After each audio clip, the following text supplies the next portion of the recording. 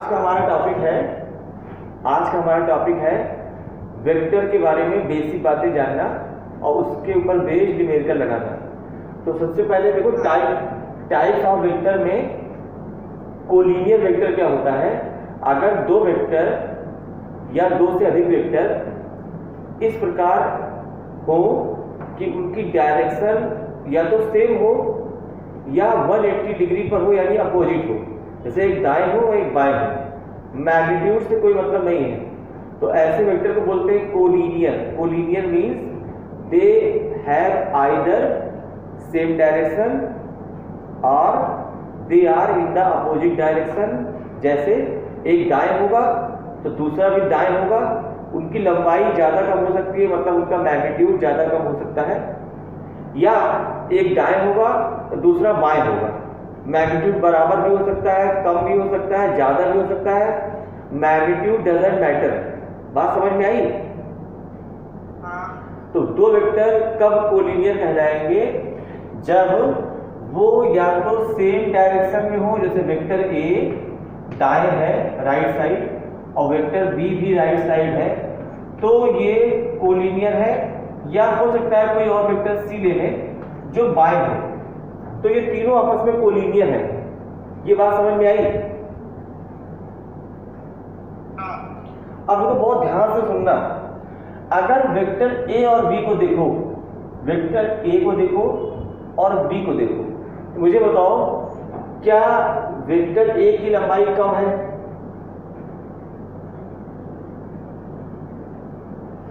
B की length से ए की लेंथ कम है ना? कम है। हाँ, और लेंथ माने क्या होता है? मैग्नीट्यूड। हाँ, तो ए का मैग्नीट्यूड कम है और बी का ज्यादा है। लेकिन डायरेक्शन तो सेम है। डायरेक्शन सेम है। इसका मतलब अगर, अब समझना, थोड़ा काम की बात कर रहे हैं। तुम्हें याद होगा मैंने इक्वल वेक्टर पढ़ाया था। इक्वल वेक्टर क्या होते हैं, एक बार फिर से सुन लो। जिनका मैग्नीट्यूड भी सेम हो और डायरेक्शन भी सेम हो। तो डायरेक्शन तो ए और बी की सेम ऑलरेडी है, ए और बी ऑलरेडी सेम डायरेक्शन में है। अब मान लो मैं इनका मैग्नीट्यूड भी सेम कर दूं तो ये इक्वल हो जाएंगे। अब जैसे मान लो ए का मैग्नीट्यूड 10 है और बी का मैग्नीट्यूड 20 है। ए का मैग्नीट्यूड कितना है? 10। बी का मैग्नीट्यूड कितना है? 20। तो अगर मैं ए के मैग्नीट्यूड यानी 10 में 2 से मल्टीप्लाई कर दूं तो क्या ये 20 हो गया? अब भाई 2 × 10 हो गया, 20 हो गया कि नहीं हो गया? हो गया। हो गया। और बी का मैग्नीट्यूड भी 20 है। दोनों की डायरेक्शन भी अब सेम हो जाएगी, तो सेम है ही। तो अब ये a बराबर b लिख सकते हैं कि नहीं लिख सकते हैं? लिख सकते हैं। ऐसे ही जैसे देखो b का मैग्नीट्यूड 20 है, अब c का मैग्नीट्यूड मान लो 5 है। कितना? 5। लेकिन इसकी डायरेक्शन देखो b के अपोजिट है ना। तो अगर मैं इसमें माइनस से मल्टीप्लाई कर दूं तो ये जो डायरेक्शन बाएं है वो दाएं हो जाएगी, जो इसकी डायरेक्शन बाएं है वो दाएं हो जाएगी। तो इसमें मैं -4 से मल्टीप्लाई कर दूं तो 5 और 20, तो ये भी b के बराबर हो जाएगा। बोलो। इसका मतलब कोई पॉजिटिव नंबर या कोई नेगेटिव नंबर से मल्टीप्लाई करने पर दो वेक्टर जो कोलिनियर हैं वो इक्वल हो जाएंगे। तो हम लोग क्या बोलेंगे? Two vectors a and b are collinear if vector a can be written as lambda times vector b, where lambda is either positive or negative real number। यानी लैम्डा कोई नंबर है जो पॉजिटिव हो सकता है, नेगेटिव हो सकता है, और a और b ऑलरेडी कोलिनियर है। तो अगर मैं लैम्डा से मल्टीप्लाई कर दूं तो ये दोनों वेक्टर इक्वल वेक्टर हो जाएंगे। बात समझ में आई? बात समझ में आई? तो if two vectors are collinear then one vector A can be written equal to B after multiplying a number lambda either into B और इनटू ए। चाहे इसका बी मल्टीप्लाई कर लो चाहे ए पर, वो नंबर एडजस्ट हो जाएगा। जैसे आपने यहाँ 2 से मल्टीप्लाई किया था तो यहाँ कितने से मल्टीप्लाई किया होगा 1/2 से ना। अरे भाई 20 का आधा भी 10 होता है। ये बात समझ में आई? तो 2 vectors are collinear if a equal to lambda b या if b equal to mu a। एक ही बात है, एक को दूसरे के टर्म में लिख सकें। इसके बाद एक टर्म आता है, टाइप आता है वेक्टर का, उसको बोलते हैं प्लेनर वेक्टर। कैसे vector? Planar vector. Planar vectors क्या होते हैं? देखो इसके नाम से ही इसमें सजेस्ट हो रहा है प्लेनर यानी एक समतलीय वेक्टर, ऐसे वेक्टर जो एक ही प्लेन में हो। तो planar vectors are those vectors which are in the same plane. अब प्लेन समझो, दो एक्सिस को मिलाकर एक प्लेन बनता है। जैसे ये y एक्सिस, ये x एक्सिस, तो बोर्ड जो है वो xy प्लेन में है। तो दो वेक्टर अगर प्लेनर वेक्टर होंगे तो वो एक ही प्लेन में होंगे। बात समझ में आई? Two vectors are planar vectors if they are lying completely in the same plane. मतलब एक ही प्लेन में होगा तो उसे प्लेनर वेक्टर बोलेंगे। एकदम सिंपल सी बात है, बोलो सहमत हो? अब ध्यान देना, ये वेक्टर ए है जो कि एक्स वाई प्लेन में है, यानी बोर्ड में है, बोर्ड के प्लेन में। ये वेक्टर बी है, ठीक, और ये एक वेक्टर सी है। ध्यान देना, तीनों वेक्टर एक ही प्लेन में है, बोर्ड के प्लेन में है ना। तो अगर तुमको याद हो एडिशन ऑफ वेक्टर, तो पहला वेक्टर उसके सेल से दूसरा वेक्टर बराबर रिजल्टेंट वेक्टर।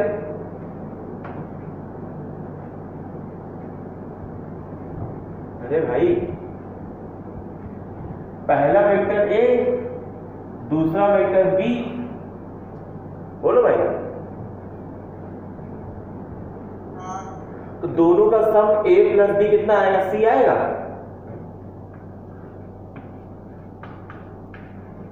सी बराबर ए प्लस बी आएगा।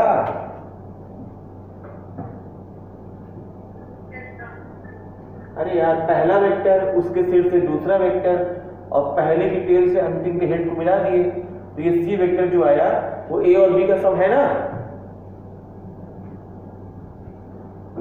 इसका मतलब ये हुआ कि अगर तीन वेक्टर एक ही प्लेन में है तो किसी एक को दूसरे के सम के रूप में ले सकते हैं। बोलो ठीक। अब देखो ध्यान से मेरी बात सुनना, मेरी बात को बहुत ध्यान से सुनना। अगर ये वेक्टर सी है तो ये मैं ऐसे भी ले सकता हूं। देखो मैं ये कह सकता हूं ना कि सी को दो पार्ट में अगर तोड़े तो ए और बी बनेगा। अगर ए और बी को जोड़ने पर सी आ रहा है, अगर ए और बी का सम सी आ रहा है, तो सी के दो कंपोनेंट ए और बी भी तो है। सी के दो टुकड़े करें अगर तो ए और बी बनेंगे ना।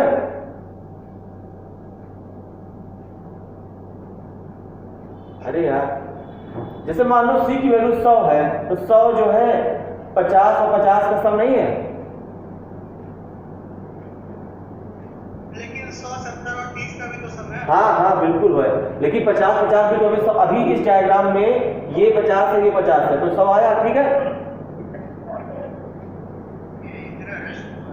इतना ठीक है। क्या वो समझ नहीं आया? हम ये कह रहे हैं कि सी वेक्टर ए और बी का सम है। हाँ ठीक है।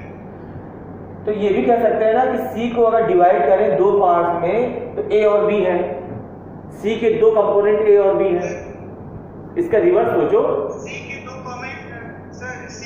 कंपोनेंट्स ए और बी तो है, लेकिन सी को अगर डिवाइड करें तो जरूरी नहीं है कि सिर्फ ए और बी ही बने। हम कहाँ कह रहे हैं कि ए और बी ही बनेंगे, लेकिन अभी ए और बी है ना। इस डायग्राम में सी के दो कंपोनेंट ए और बी है। हाँ अब तुम्हारी बात पे आ रहा है, देखो अगर मैं एक वेक्टर यहां लूं, ध्यान देना d, एक वेक्टर यहां लूं e और एक वेक्टर यहां लूं f, तो मुझे बताओ d plus e plus f क्या अभी भी ये c आएगा? हाँ भैया पहला वेक्टर इसके सिर से दूसरा वेक्टर, इसके सिर से तीसरा वेक्टर बराबर रिजल्टेंट वेक्टर। तो क्या मैं c को बोल सकता हूं it is sum of d and e and f? हाँ तो आप बताओ c कितने वेक्टर का सम है? d e f 3 का। हाँ तो ये भी कह सकते हैं c के तीन कंपोनेंट हैं d e f। हाँ तो अब मुझे बताओ मैंने यहां पर c को a और b दो में तोड़ा था, हाँ यहां पर मैंने c को ही 3 में तोड़ा, हाँ ऐसे ही मैं 4 5 6 कितने भी तोड़ सकता हूं ना। तोड़ सकते हैं। अगर मैं ये चाहूं तो ऐसे बना दूं एक वेक्टर, इसके हेड से एक वेक्टर ऐसे बना दूं, ऐसे घूमता रहूं इसी क्रम में और लास्ट में लाकर इसको c यहां से मिला दूं, तो अभी भी तो 1 2 3 4 5 6 इन 6 का सम c है। तो किसी वेक्टर को, ध्यान से सुनना, किसी कोप्लेनर वेक्टर को कितने कंपोनेंट में डिवाइड कर सकते हैं? इन्फिनिटी। इनफाइनाइट। इसके इनफाइनाइट कंपोनेंट हो सकते हैं, ये बात समझ में आई? हाँ if the vectors are coplanar, then one coplanar vector can be divided into infinite coplanar vectors। सहमत? हाँ ठीक, यही बात कहना चाह रहे थे। अब एक चीज और सुनो, जैसे मान लो, ध्यान देना, जैसे मान लो एक वेक्टर ये वेक्टर ए, ठीक, हाँ, हाँ और एक वेक्टर ये है वेक्टर बी, ठीक ठीक, ठीक और एक वेक्टर ये है सी, ठीक। ठीक अगर मैं वेक्टर b और c को जोड़ूं तो b ऐसे बनाऊंगा और यहां से c बनाऊंगा, बोलो। पहले एक जाने दो, अभी ये मत देखो, अभी b और c को देखो। तो पहले मैं b बनाऊंगा, सही, बोलो भाई, पहले मैं b बनाऊंगा हाँ और उसके हेड से c बनाऊंगा। हाँ तो क्या मैं a वेक्टर के बराबर पहुंच जाऊंगा? यहां से b, यहां से c, तो क्या मैं a तक पहुंच जाऊंगा? नहीं पहुंचूंगा, बोलो सही बात। पहुंच सकते हैं। हाँ पहुंच भी सकते हैं, लेकिन हो सकता है ना पहुंचे लोग। अब बताओ, b इतना बड़ा है, c इतना बड़ा है, अब पहुंच जाएंगे? अभी भी पहुंच सकते हैं। अरे यार, ये वाला b बनाओगे यहां से, फिर ये c बनाओगे, कहां पहुंच जाओगे? यहां पहुंचना है। अरे मैग्नीट्यूड को मल्टीप्लाई कर देंगे। हाँ अभी मैं यार इसकी बात कर रहा हूं ना, b और c तो नहीं पहुंचोगे। सिर्फ b को बिना किसी मैग्नीट्यूड को बढ़ाए घटाए और c को भी ना घटाए ना बढ़ाए, तब तो नहीं पहुंचोगे ना। नहीं इस वैल्यू के लिए नहीं पहुंचोगे ना। नहीं लेकिन तुम कह रहे हो जो वो बात सही है, अगर मैं इस b में किसी ऐसे नंबर से मल्टीप्लाई करूं जिससे ये लंबाई बढ़ जाए और ये लंबाई c में भी मल्टीप्लाई करूं, मान लो इसमें लैम्डा से और इसमें म्यू से, ये कोई नंबर है, तो हो सकता है अब ये वेक्टर बनाए और ये वेक्टर बनाए तो ये अब लैम्डा b और म्यू c के बराबर आ जाए, बोलो सही बात। तो अब लिख सकते हैं वेक्टर a बराबर लैम्डा इंटू बी, लैम्डा कोई नंबर है, म्यू इंटू सी, बोलो। हाँ तो इसका मतलब ये हुआ कि वेक्टर a के दो कंपोनेंट आ गए, लैम्डा b और म्यू सी, सहमत? हाँ तो 3 कोप्लेनर वेक्टर हो, अगर 3 कोप्लेनर वेक्टर हो ए बी सी, तो किसी एक को बाकी 2 के टर्म में लिख सकते हैं किसी लैम्डा और म्यू से मल्टीप्लाई करके। बोलो सहमत? जहां पे लैम्डा और म्यू कोई नंबर है, लेकिन शर्त ये है कि तीनों वेक्टर कोप्लेनर नहीं होने चाहिए, मतलब कोलिनियर नहीं होने चाहिए, पैरेलल। अगर पैरेलल होंगे तब भी नंबर आएगा, लेकिन क्योंकि वो 180 डिग्री पर है तो इसलिए थोड़ा प्रॉब्लम आएगी। बात समझ रहे हैं? ठीक है, आएगा आंसर तब भी। ठीक, तो प्लेनर वेक्टर समझ में आया, प्लेनर वेक्टर समझ में आया। अब हम लोग आते हैं पोजीशन वेक्टर पे। कौन सा वेक्टर सबसे इंपॉर्टेंट है? ये कौन सा वेक्टर? Position vector. क्या ध्यान देना, किसी पॉइंट का पोजीशन वेक्टर होता है। पोजीशन वेक्टर किसका होता है? किसी पॉइंट का, मतलब किसी पॉइंट को समझने के लिए कि वो पॉइंट कहां पर है, हम लोग उसको पोजीशन वेक्टर के टर्म में लिखते हैं। तो position vector is used for a point. बोलो, ये बात समझ में आई? और होता क्या है, किसी पॉइंट को ओरिजिन से, स्टार्टिंग फ्रॉम ओरिजिन, किसी पॉइंट को जो मिलाने वाली लाइन होती है, वो लाइन वेक्टर के फॉर्म में अगर है तो वो उसी पॉइंट का पोजीशन वेक्टर होता है। कहने का मतलब ये कि जैसे ये ओरिजिन है O और ये पॉइंट है A, और आपसे पूछा जाए भैया A का पोजीशन वेक्टर बताओ, ये x एक्सिस है, ये y एक्सिस है, ये x एक्सिस है, और आपसे कहा जाए A का पोजीशन वेक्टर बताओ, तो ओरिजिन से A को जो ज्वाइन करने वाली लाइन है OA, ये लाइन R1 जो वेक्टर है OA को R1 बोल रहा है। बात समझ में आ रही है? तो OA वेक्टर यानी R1 वेक्टर, इसको मान लिया मैंने, तो ये OA वेक्टर A का पोजीशन वेक्टर है। तो A का पोजीशन वेक्टर कौन है? A का पोजीशन वेक्टर PV कौन है? R1। ये बात समझ में आई?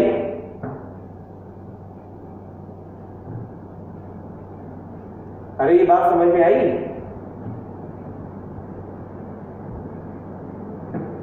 बोलो भाई।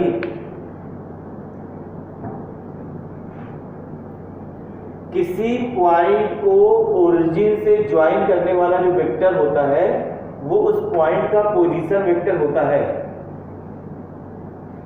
ये बात समझ में आई?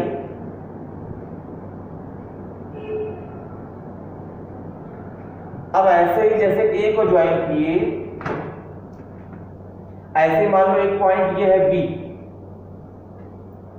तो इस पॉइंट B का पोजीशन वेक्टर क्या होगा? OB। OB, ये इस पॉइंट B का पोजीशन वेक्टर हो गया, और OB को मान लो R2, तो R2 is OB vector and OB vector is position vector of point B। बोलो ठीक। अब ध्यान देना, अगर मैं A से B को ज्वाइन कर दूं, A से B को ज्वाइन कर दूं, तो ये AB वेक्टर हो गया, ये AB वेक्टर हो गया। बोलो। अब जरा इस ट्रायंगल को देखो, OA वेक्टर, इसके हेड से AB vector is equal to OB vector. सहमत हो? तो ये जो OA वेक्टर है ये R1 है, R1 plus AB vector is equal to R2। बोलो सहमत? तो यहां से AB वेक्टर कितना आएगा? AB वेक्टर आएगा R2 माइनस R1। कहने का मतलब ये R2 है OB जो कि B का पोजीशन वेक्टर है, माइनस R1 है OA जो कि A का पोजीशन वेक्टर है। तो दो पॉइंट A और B को मिलाने वाला वेक्टर बाद वाले पॉइंट का पोजीशन वेक्टर माइनस पहले वाले पॉइंट ए का पोजीशन वेक्टर। अगर दो पॉइंट ए बी है तो ए बी वेक्टर बराबर बाद वाले पॉइंट बी का position vector O B minus O A. ये बात समझ में आई? तो अगर एग्जाम में कभी भी या किसी न्यूमेरिकल में ये आए कि दो पॉइंट हैं उनके पोजीशन वेक्टर दिए हैं तो ए से अगर बी मिलाओगे तो बी में से ए घटाओगे और अगर बी से ए मिलाओगे तो ए में से बी घटाओगे तो आपको उस ज्वाइन करने वाली लाइन का वेक्टर मिल जाएगा। ये बात समझ में आ गई होगी। तो पोजीशन वेक्टर क्या होता है? किसी पॉइंट का पोजीशन वेक्टर होता है ओरिजिन से उसको मिलाने वाला वेक्टर। ये बात समझ में आई? ये बात समझ में आई? इसके बाद अगला वेक्टर है यूनिट वेक्टर। कौन सा वेक्टर? Unit vector. तो जैसे इसके नाम में ही है यूनिट, यूनिट माने होता है एक, यूनिट माने होता है वन।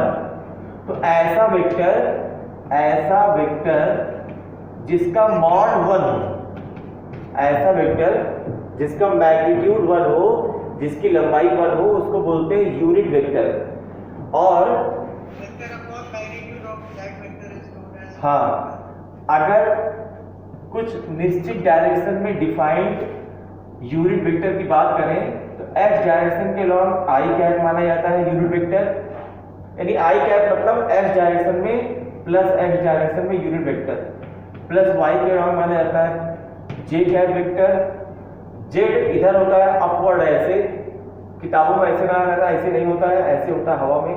इधर के वेक्टर होता है, डॉट माने होता है अपवर्ड, डॉट माने होता है आउटवर्ड्स, और क्रॉस माने होता है इनवर्ड्स। इनवर्ड्स मतलब माइनस जेड। तो इनवर्ड्स में माइनस के वेक्टर होता है यूनिट वेक्टर, आउटवर्ड्स में प्लस के होता है। और इधर आई है तो इधर माइनस आई होगा, ऊपर जे है तो नीचे माइनस जे होगा, ऊपर होगा प्लस के, अंदर होगा माइनस के। ये बात समझ में आई? और किसी वेक्टर ए को अगर यूनिट वेक्टर में बदलना हो तो इसको इसके मॉड से डिवाइड कर दो, तो ये आ गया ए कैप। किसी वेक्टर को कैप अगर लगा दोगे तो वो यूनिट वेक्टर में बदल जाएगा। बोलो, ये बात समझ में आई?